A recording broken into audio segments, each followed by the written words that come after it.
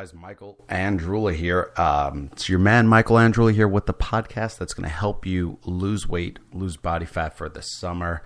I'm some guy from Hoboken that is trying to help you out. This has been something I've been born into, being born overweight, having to starve myself, working at a gym as a stock boy when I was 13, no, even 10, training my first client, Tony, at 13. Tom Venuto mentored me. My brother opened Take It to the Max at the time, then became Club KO Kickboxing, CKO Kickboxing, my head trainer. I've been training people before I even remember. I have more than 10,000 classes taught. I have probably 50,000 hours of training with people. I understand people. I would have to be a damn idiot. I am far more advanced than most trainers because I've seen the cycles up and down. There's some other people out there probably that have been around a little bit longer than me, maybe like a Steve Maxwell. But for my age, I've been packed into the psychology of it. So most of this training is psychology. It's so psychological, the patterns that people are put in.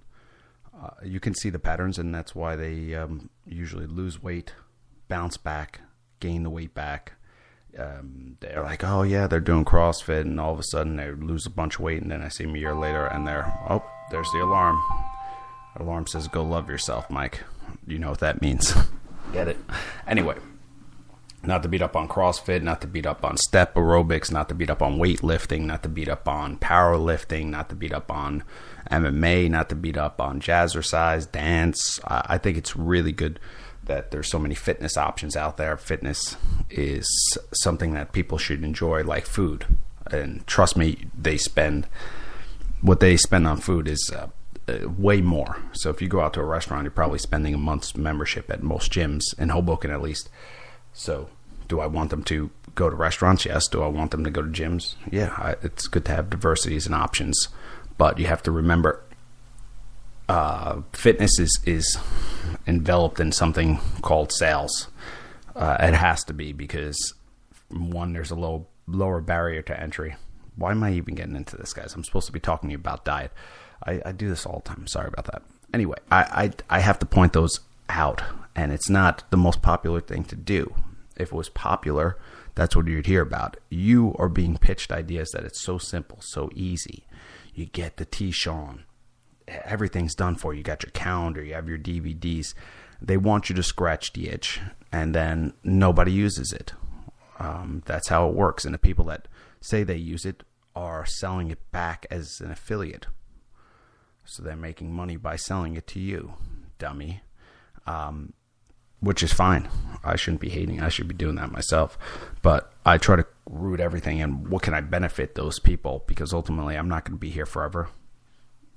So what the hell am I trying to take 1995 away from, or 195 or whatever it is, from somebody that's just trying to get the results? So I've gone from everything. I started in pre-contest diet as the main knowledge, and my bodybuilding background, which I didn't bodybuild at all, but I trained with bodybuilders, natural bodybuilders. So I was able to understand the diet cycling, the weight cutting. First thing they taught me is that being a bodybuilder and being healthy are not the same thing. Okay, when you get to 4% body fat, you're not healthy at all. You have fake tan on, you smell like tuna fish. And it's good for people that want to display that discipline. But for normal people, the information that's being told to you is pretty much from the bodybuilders' generations. The doctors have no idea what they're talking about, for the most part. Not the doctors to show, but they probably... I'm saying you're getting recommendations from such a wide variety of places. Who do you choose? Who do you believe? You shouldn't believe anybody. You should believe the information because it's scientific. What does scientific mean? Scientific means it can be tested and replicated. Now, people are saying that you'll never be able to do a double-blind study with diet. Well, Gary Taubes is certainly attempting it, and everybody's diet's going to be different, just like everybody's workout's going to be different. I mean, it's what diet are you doing? What workout are you doing? Because it matters. If you're doing kickboxing and you want to be a kickboxer, and you're going to compete, your diet's going to be different than if you're casually doing it just to look good and feel good. I'm putting those examples out there in order for you to really take a look at it and say, all right, this makes sense. So let's create some order in your psychology. You can't listen to other people, especially if they have no idea what the fuck they're talking about. Not just, I'm talking about people, friends and family, and you have to really look at the facts here. So these aren't popular ideas to me either. You're overweight. Let me talk to the most overweight individuals, the pre-diabetic individuals, the high blood pressure, highest risk individuals, and we'll work down from there. So I would say you're over 30 pounds overweight, you're pretty much pre-diabetic. Thing about becoming overweight is you are accelerating the growth of everything, not just your fat cells. You're putting a lot of extra energy in the system. And diabetics are twice as likely to get cancer, twice as likely to get heart disease.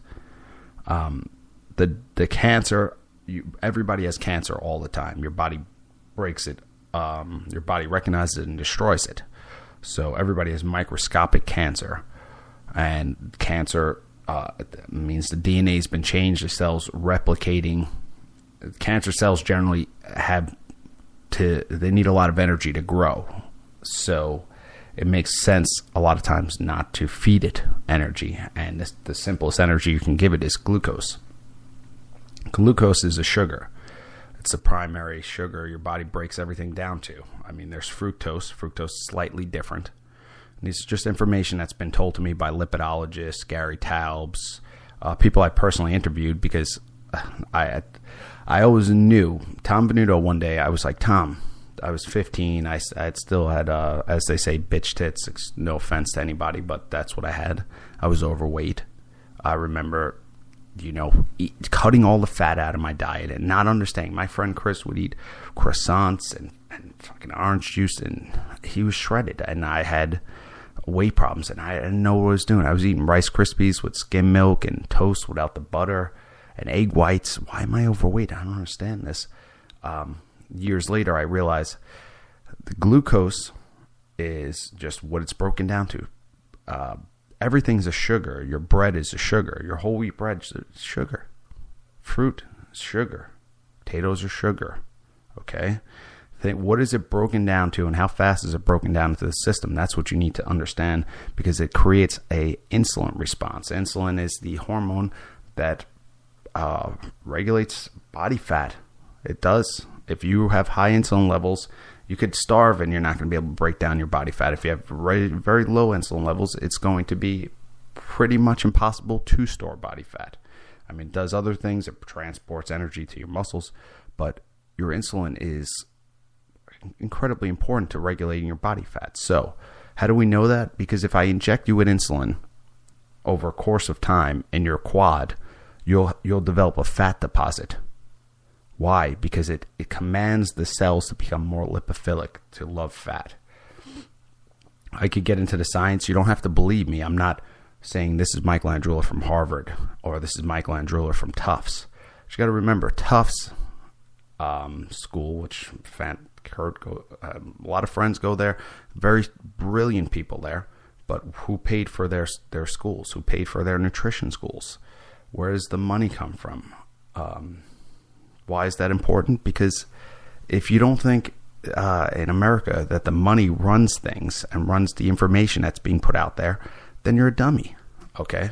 If you watched a recent Cosmos episode about lead,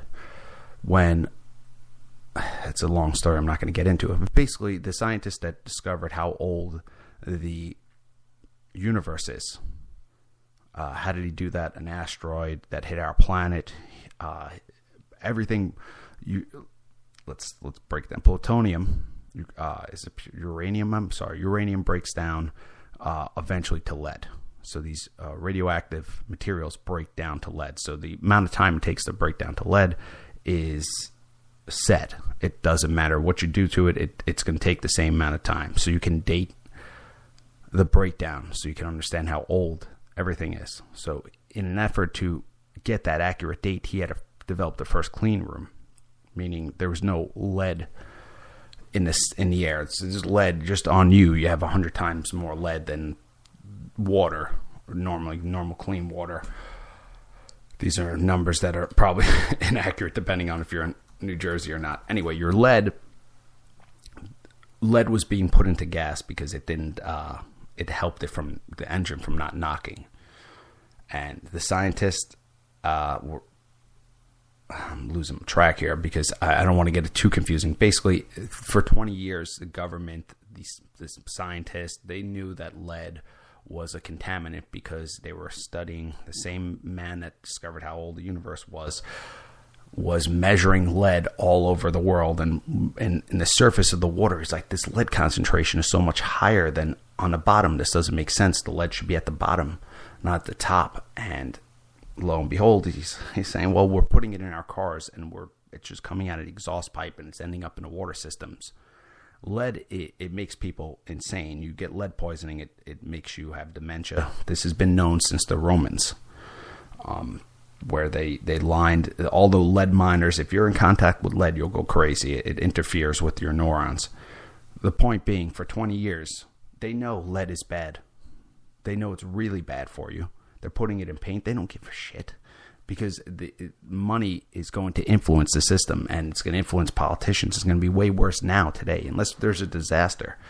And with diet, it's very slow, so it's very tough to pinpoint exactly what to do, or there's not going to be a one-day crisis, and that's the only time Americans change. So everybody tries to figure out what the other countries are doing. They're so healthy. Oh, look at the Japanese. They're 100 years old. Oh, the Europeans, the Cretes. Well, one thing they're doing is not putting themselves under a large amount of stress. Number two, they're not eating ridiculous amounts of carbohydrates. They're not taking bodybuilding diet recommendations or I shouldn't even go there. But basically, it's a Sunday morning. Screw it, guys. I got up at 6. I got a hell of a day. Just absolute disastrous. Not even disastrous. I shouldn't say that. I'm just in high pressure situations so much, guys, that you kind of think, what the hell are you doing, Mike? Is life really just going to boil down to you just going into these ridiculously stressful situations? And I put a lot of stress on myself. I'm trying to achieve. Most people think I'm an idiot. Why? Because I have severe dyslexia, and all throughout school I had a problem reading. I have a problem distinguishing symbols. They say dyslexics like myself they have a problem decoding, but we can encode. So that means we end up creating a lot of material. Steven Spielberg, Albert Einstein, Richard Branson. These are dyslexics that have probably a chip on their shoulder, like myself, where you are constantly being just hopefully gets by and stuff like that. It pisses you off. You know what I mean? It just pisses you off. So you end up outworking everybody. Your fortitude goes through because every day at school is a disaster. I could do everything. I could do advanced math. I could memorize things, but I just could not literally read, especially under pressure. So you get this chip on your shoulder, so you want to produce. And they say dyslexics can encode. They can use spatial, like they can see things in their mind better. So for me, I've been able to take in information through my ears better. I can listen and then recite it. I can understand it. I can break it apart. But reading has never been, and reading's touted as the smart man's hobby. Anyway, I don't know what the hell I'm talking about. I'm just ranting, guys. We'll see what happens. Dylan's podcast hit 2,000. That was the best one. Probably Indiana people. Not even setting these things up. I'm horrible at this. Yeah, I got a big, maybe I'll probably delete this one. Hopefully nobody will listen or I'll run out of time. But I got a meeting today. Just this, it's habitual. When you're doing negotiations with family, it's a habitual process where you're very tough to break out of it. I'm trying to break out of it. I always try to offer the best I possibly can to a situation. That's how I look at it. I don't look at what I'm getting, because I do look at, of course, what I'm getting. But if that was the sole thing I was looking at, I would never. If I look at it, if we're making a deal and I know that deal is not smart for you and for me, then I won't take it, even if it's lopsided for me. And certainly not vice versa. What does that mean? You get into a lot of these situations where you're broadcasting live, so that's definitely not going to eliminate this. You get into a lot of these situations in life where it's almost like a ritual when you talk to people, when you deal with people, when you're going through life, and this ritual is played out over and over and over, and it feels like it's been going on for generations before you even started. Parenting, world, society. That's why I really like Reboot Camp and getting to other countries. It strips everything away. And I know I can't live like that all the time. Maybe I can. You could, but then you can't have family. And a lot of these people that are doing it, they don't have family. They don't have relationships. They don't have people depending on them. And should you cast away people that depend on you? I don't know. I don't see it. Anyway. You guys don't want to hear about that. It's supposed to be about diet. Diet, I don't know. You guys aren't going to listen anyway. I tell so many people, food is too much of a... start this one over. There's probably nobody listening anyway. My voice sounds like shit. Let's end this thing.